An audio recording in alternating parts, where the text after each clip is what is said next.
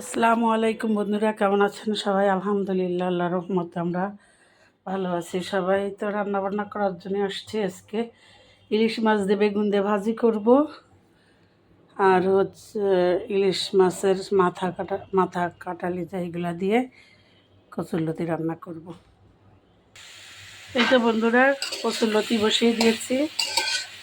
বেশি করে পেঁয়াজ, মরিচ, হলুদ, লবণ আর হচ্ছে তেল। এই হচ্ছে ইলিশ মাছ আর কচুরলতির মশলা। আর এই যে পাশে ছিল বেগুন আর ইলিশ মাছ ভাজতে বসিয়ে দেবো, তেল দিয়ে দিয়েছি। একটু ভালো করে কষিয়ে নিয়েছি, এখন পানি দিয়ে দেবো।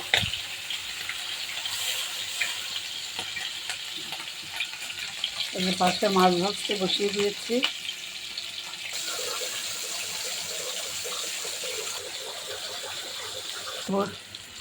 এই যে বন্ধুরা, ইলিশ মাছের ভাজার জন্য পেঁয়াজ মরিচ দিয়ে দিয়েছি।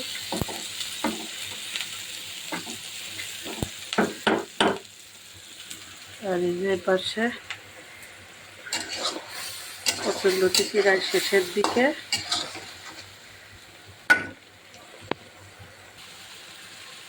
এই তো জলের পানি দিয়ে দিয়েছি, আর এটা হয়ে গেছে, এখন নামিয়ে নেব। এই তো বন্ধুরা, কচুরলতি হয়ে গেছে, নামিয়ে নিয়েছি। এখন ইলিশ মাছ আর বেগুন ভাজাটা হলে হয়ে যাবে।